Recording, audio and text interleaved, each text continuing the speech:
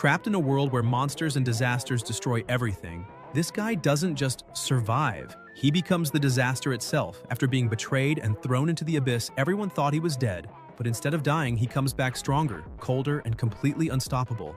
Now, every step he takes brings chaos. Every enemy he faces gets crushed. And the worst part is, he's not even trying that hard yet. While everyone struggles to stay alive, he's already playing on a completely different level. And if you think this is just another overpowered protagonist, you're not ready for what he's about to become. If you want to see how far this goes, come with me in this video. The story begins in a crowded place where people comment that it is the day of the grand wedding. The bride, Chen, has fled, and everyone wonders how the family of the immortal emperor could have made such a mistake. The immortal emperor Li Wuji once suppressed an entire era and founded the first immortal family, the Li family, yet now he has become a laughingstock. It is true that they are still the foremost family, but it is also a fact that over the past 100,000 years, each generation has grown weaker than the last. Even though Li Chen of this generation has decent talent, it will be extremely difficult to reverse this decline. Someone approaches and says there is no need to wait any longer, because Wingwu will not come and this will not end well. Suddenly, a loud noise cuts through the air. Flying carriages approach, and the boy realizes that they have arrived. The elder remarks that it is a good thing the Chen family knows what is best for them, but in the next instant, someone points a spear. Everyone looks in shock as the elder is struck directly. The boy panics at the sight of his father. Soon after, someone approaches, and a soldier announces that the immortal emperor's family has allied with outer demons, and therefore no mercy should be shown, and no member of the family should be allowed to escape. The boy asks what is happening and what they want, but the soldiers reply that the order is to eliminate everyone, and that after the destruction of the immortal emperor's family, the spoils of war will be divided among the sects. Times have changed, and the immortal emperor's family must disappear. At that moment, the emperor pulls the spear out of his own body and declares that these people have chosen to unite to destroy his family, and orders his disciples to listen well and eliminate all of them. The disciples respond that now it is their turn, that they must activate the formation and refine the entire family. Everyone takes their battle positions. The emperor, surprised, asks if they too have turned against the family, reminding them that all present are close relatives of the Li family. The elder tells him not to blame them because this is the general trend. The sole family of the immortal emperor has existed for too long, and now that the path to immortality has opened once again and opportunities for ascension have reappeared, the time for a change of dynasty has come. The boy calls them traitors, but before he can act, a terrifying explosion erupts. A warrior warns that if any member of the Li family dares to resist, none should be left alive. The boy watches everything unfold as his little sister approaches, saying she is afraid. He clenches his fist and says he hates his own incompetence, because he cannot help the Li family. More sounds echo through the area as the warriors advance, saying they will take them all down at once. Lights explode everywhere, and new blasts shake the battlefield. The boy cries for his fourth uncle while everything around him turns into brutal war, with lives being lost non-stop. He looks around and realizes that everyone is being slaughtered, his brothers, his sisters, his relatives. He then draws his sword and says that he is useless as the young master of the Li family because he cannot do anything at such a moment of life and death. But even so, as a member of the family, he will fight to the end. At that instant, someone calls out to him. The boy turns and sees a girl. Li asks why she fled on the day of the wedding and what she is doing there. Qingwu replies that she came to save him, that she was cornered by her own family and ran there risking her life. The protagonist responds that she cannot help the Li family just by being there and tells her to leave because he himself will live or die alongside his family. However, Qingwu says there is still a way to save them. Lycan asks what that way is, and she replies that the solution is to open the emperor's treasure. As he is the next head of the family and the current patriarch is being held back, only he can open it now. After all, inside lies the legacy of the immortal emperor, and this is the only chance to save the family. The protagonist tries to respond, but Qingwu interrupts him, saying that every moment he hesitates, more of his relatives are dying. Lycan lowers his head and decides they will go to the emperor's treasure. The two move together, crossing a bridge. Along the way, Qingwu asks if that place is the legendary Great Abyss, and comments on how many demons must have been suppressed there over countless years, even saying she heard that a celestial demon was sealed there by the immortal emperor himself. The protagonist explains that the Great Abyss has no bottom, and that falling into it means certain death. Soon after, they stop. Qingwu asks if that is the emperor's treasure and says she heard that inside are many treasures the immortal emperor Li obtained from the 9 heavens and 10 lands, urging him to open it quickly. Lycan simply watches, and Qingwu, embarrassed, corrects herself, saying that what she meant is that if they obtain some of those artifacts, they might still be able to save the Li family. The protagonist replies that this is the first time the family has opened the immortal emperor's treasure, so he has no idea what lies inside. Then Lycan bites his finger and, using his own blood, finally opens the emperor's treasure. The protagonist declares that the treasure is open. A voice suddenly says that the boy is far too easy to deceive. Lycan looks to the side and sees a young man standing beside her. Qingwu confirms it, saying that she even fled on the wedding day and yet he still believed her, calling him naively foolish. The protagonist understands everything and says he was deceived just to open the emperor's treasure, realizing that she is on their side.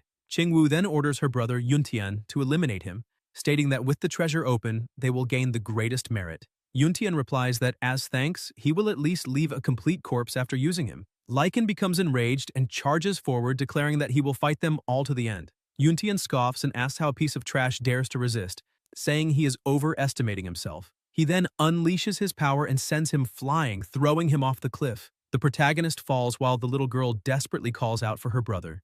As he falls, Lycan engraves in his mind the names Qingwu, Yuntian, and all those involved, swearing that no matter how many reincarnations pass, he will remember each of them. Meanwhile, the little girl continues crying and calling for him.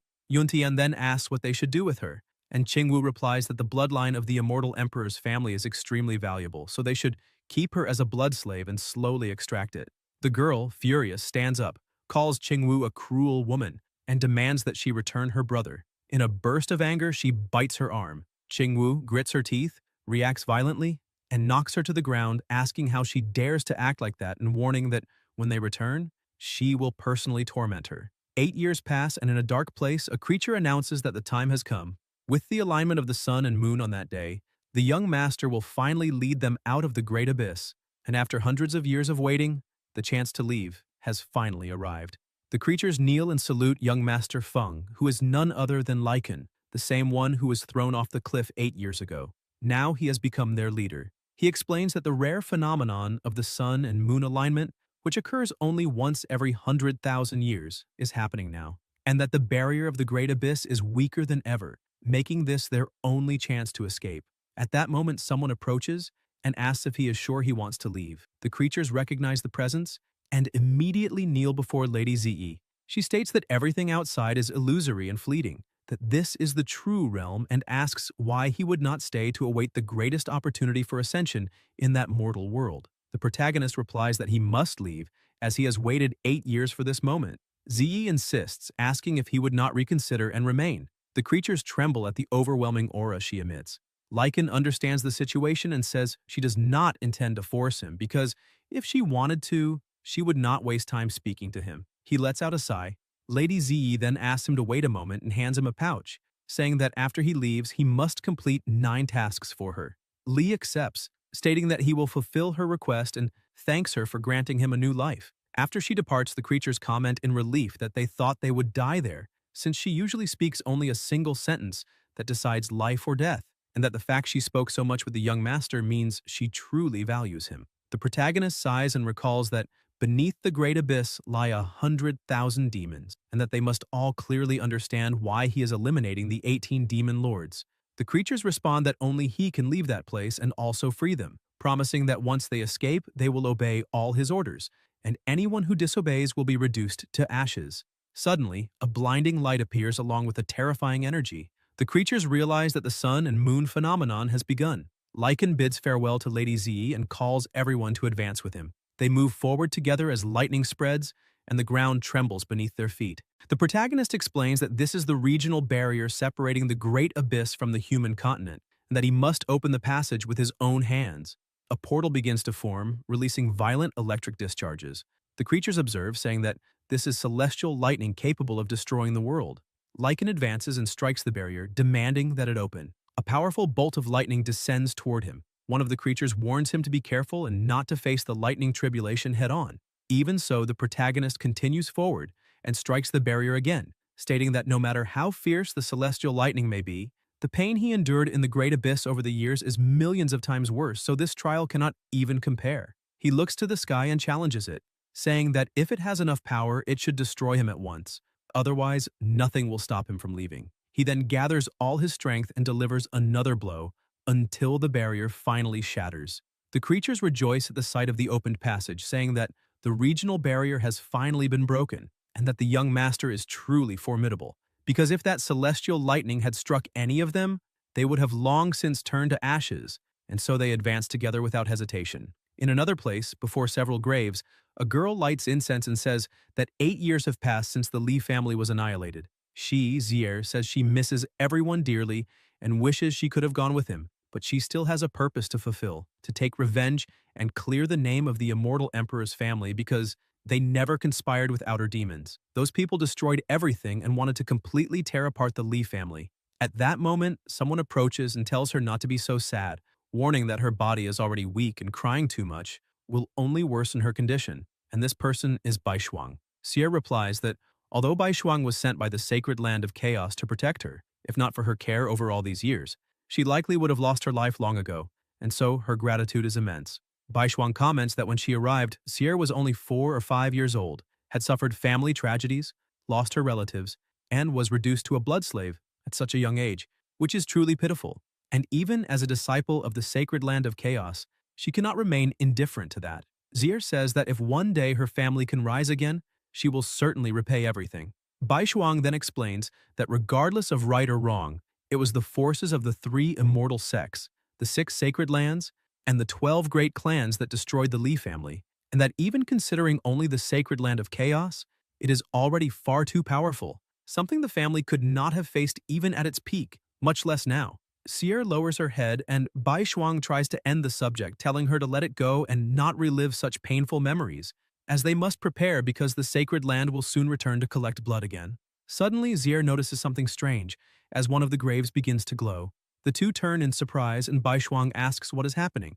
Zier replies that it is her brother's spirit tablet and that it is glowing, which means her brother is still alive. Bai Shuang tries to argue, saying that as far as she remembers, the young master of the Li family fell into the great abyss back then. Zier confirms that he did fall, but insists that the glowing tablet proves he is still alive. Bai Shuang says that is impossible, as it is common knowledge that no living being can leave the great abyss.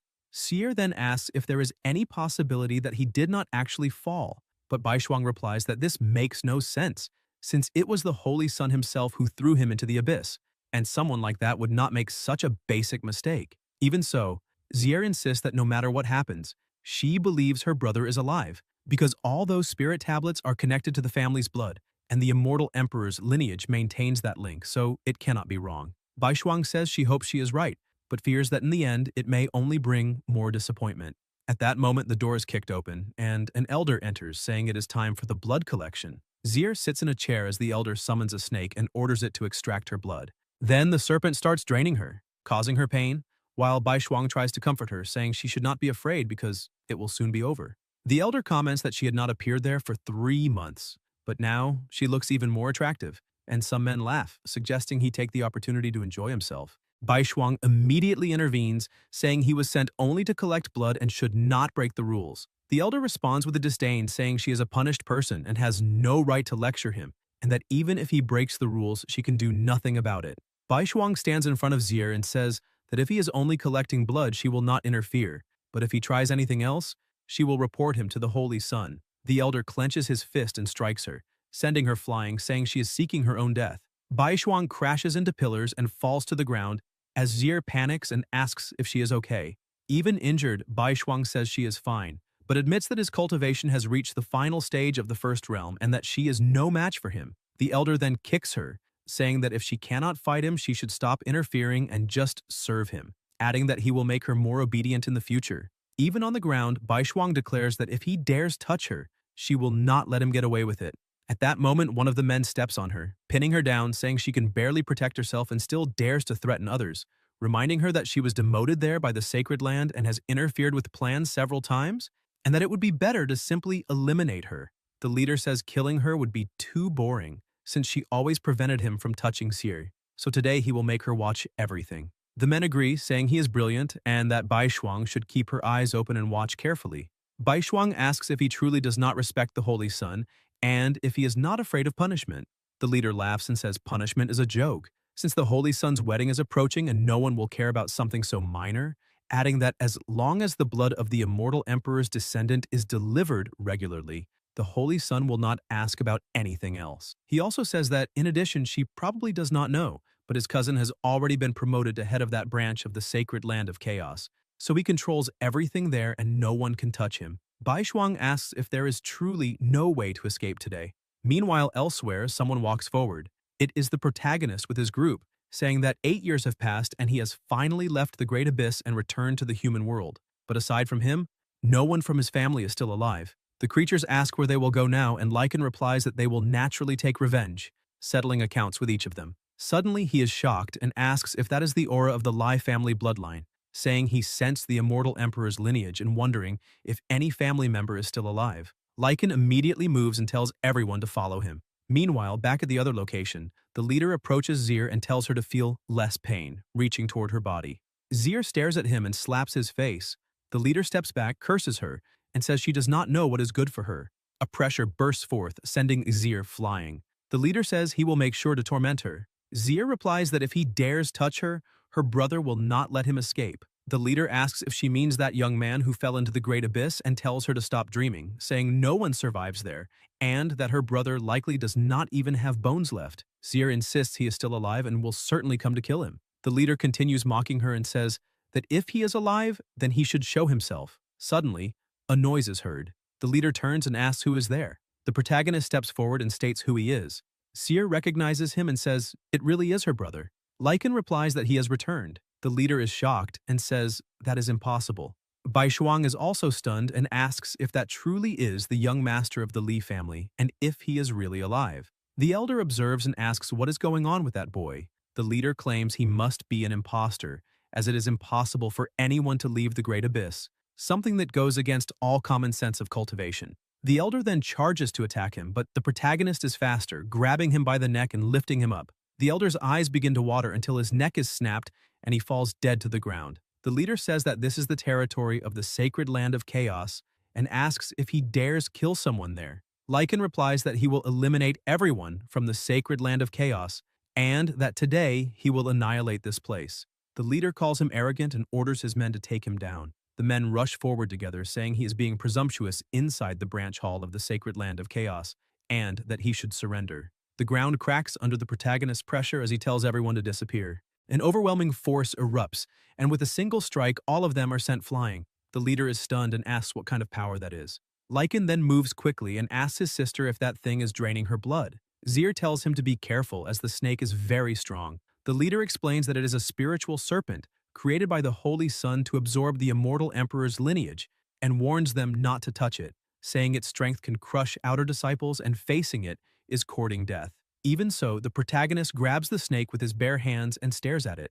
The pressure intensifies until an energy bursts forth and the snake disappears. The leader asks if he dares destroy the Holy Sun's spiritual beast and says he will face the consequences, realizing the boy is stronger than expected and deciding to seek help from his cousin. They flee and Zir tells him not to let them escape, as there are many disciples throughout that hall. The protagonist replies that there is no need to worry as no one will escape. Zir raises her arm and Lycan examines it, saying her body is extremely weak, with her bloodline nearly depleted and her spiritual meridians exhausted, showing signs of collapse, and that over the years her blood has been drained repeatedly. Bai Shuang explains that every 3 months almost all of her blood is drained, and that her body is in a critically weakened state, saying that if she cannot obtain something extremely nourishing to restore her vitality, her lifespan will not be long. Zir says Bai Shuang is like a sister to her, and that even though she is a disciple of the sacred land of chaos, she cared for her all these years, and without her she likely would have died long ago. Bai Shuang then asks how he managed to survive the Great Abyss and return, saying he is the first person in all eternity to come back alive, which is truly a miracle. The protagonist replies that if he needs a reason, it was the overwhelming hatred that drove him to escape that place, and now that he has returned, he will not let any of the sects involved escape, including the sacred land of chaos. Bai Shuang says that although his strength is great and he can defeat someone like Li Hu, there are countless disciples even stronger within the sacred land of chaos, not to mention the elders and other extremely powerful experts. Lycan asks what the problem is, and Bai Shuang urges him to listen to her advice, saying he should take Zir and flee as far as possible, hide and abandon any idea of revenge, because the sacred land of chaos is a colossal force he cannot deal with. Zir, worried, says she does not want anything bad to happen to him again. The protagonist calls her And Seer says her hatred is as deep as the sea, that she wants revenge until the very end, and that she will follow him even if it means death without any regret. Bai Shuang listens and sighs. Lycan then says they should leave first, but at that moment someone appears. The two girls look in shock as they see creatures stepping over the defeated men. Bai Shuang, frightened, asks who they are, and the protagonist tells her not to be afraid, explaining they are all on his side. One of the creatures asks if they should eliminate everyone there. Li Hu tries to resist and says he cannot do that because his cousin is Liang, the branch leader of the sacred land of chaos, and that if he dares touch him, he will surely lose his life. Lycan tells them to release him, and the creature immediately lifts its foot. Believing he has the upper hand, Li Hu says he is wise to know when to retreat and that he should also release the other subordinates. The protagonist coldly replies not to leave anyone else.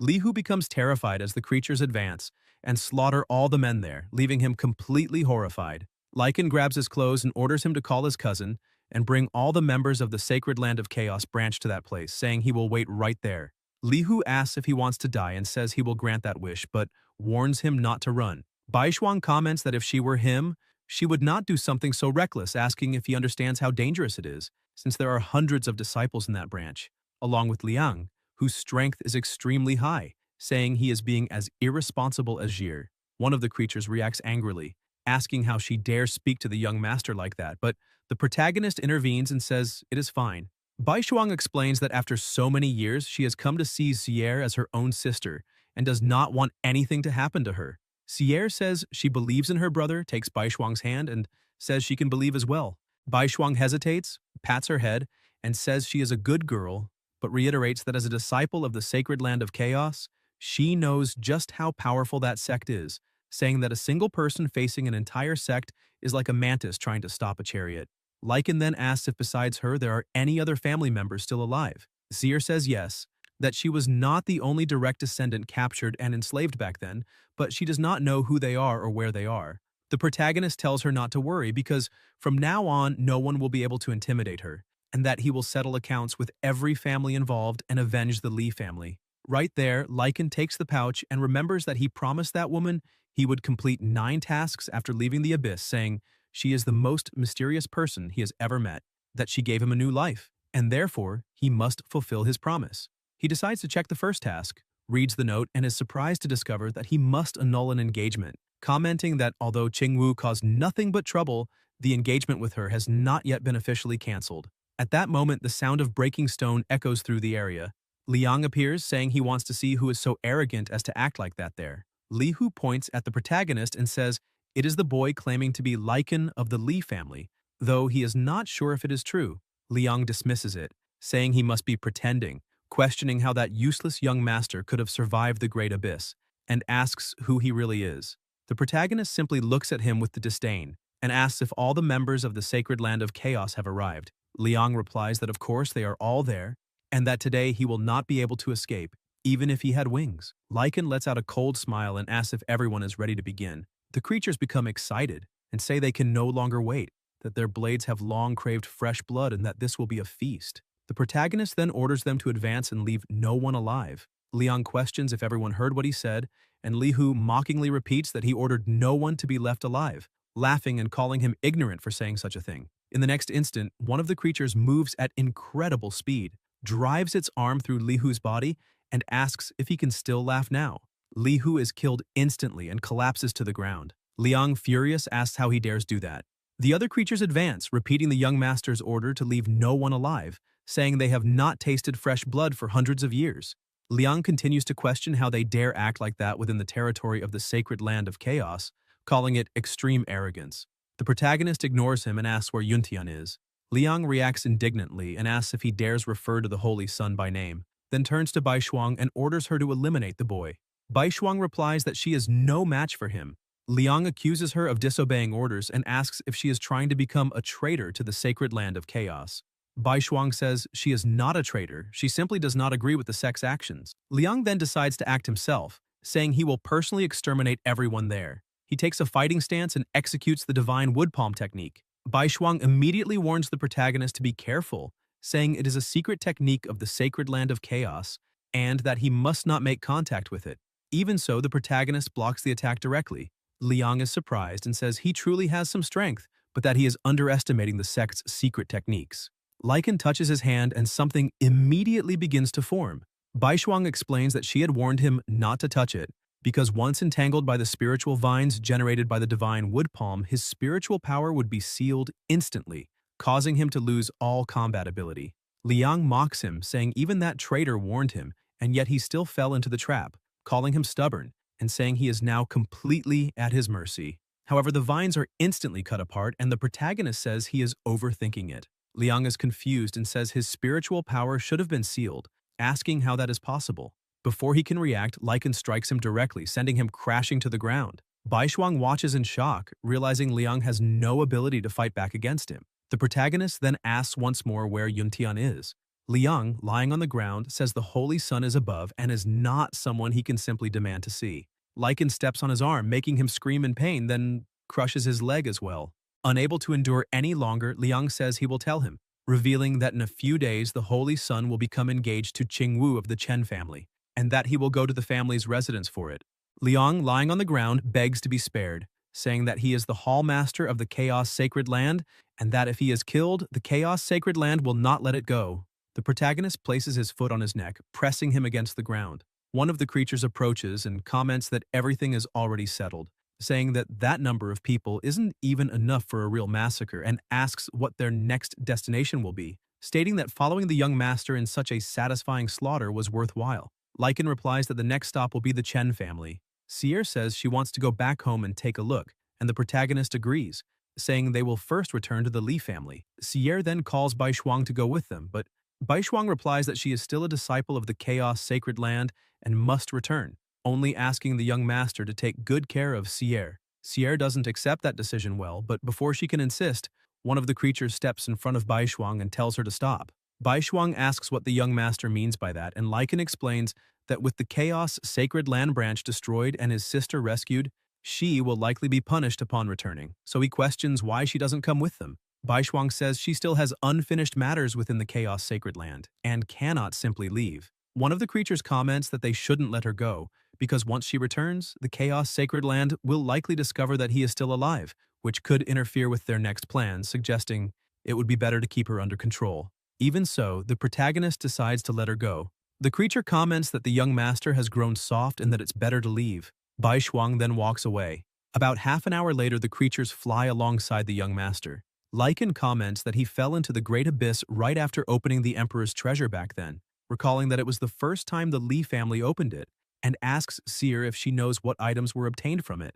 Zia replies that she isn't sure, but she knows the treasure was divided among the 3 immortal sects and the 6 sacred lands, while the 12 great clans didn't even have the chance to participate in the division. She adds that later she discovered the reason for opening the treasure was related to the so-called Heavenly Road, and that the items obtained there would be of great help in ascending that path in the future. The protagonist reflects and wonders if this heavenly road is the same as the path to immortality, recalling that the lady had suggested he stay and wait for the greatest immortal opportunity, and begins to consider whether all of this is connected to ascending the heavenly road. Seer then says they've arrived, pointing out that just beyond that mountain lies the old residence of the Li family, remembering that when she was a child she used to play there. They land and notice people present. Lycan observes and questions what is happening. Zier is also surprised and asks if she is seeing correctly because there are people living in the ancestral lands of the Li family. The protagonist states that the family was completely exterminated, so anyone there can only be an enemy, never an ally, and orders them to surround the area and not let anyone escape, while he himself will investigate. Looking more closely, Zier recognizes the group and says it is the Deep Fire Sect, one of the 12 great clans that participated in the destruction of the Li family, concluding that they were the ones who took over the ancestral lands. 2 men approach and ask what they are doing there. Lycan stares at them and returns the question, asking what they are doing in that place.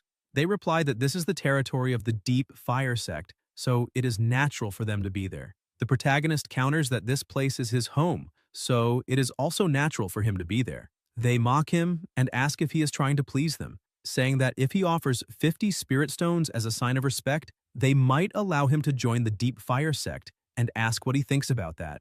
Then one of them even suggests that if the girl accompanies them, that would also be acceptable. Suddenly a swift movement occurs, and one of the elders' eyes widen as his arm is violently twisted. Even lying on the ground, he still tries to maintain arrogance and asks how he dares to act like that. Lycan then extends his arm and strikes his face with force. The other elder, frightened, asks if he is some kind of demon and tries to flee. But the protagonist appears in front of him and says he has two questions. First, he wants to know why the Deep Fire sect occupied the ancestral lands of the Lee family. The elder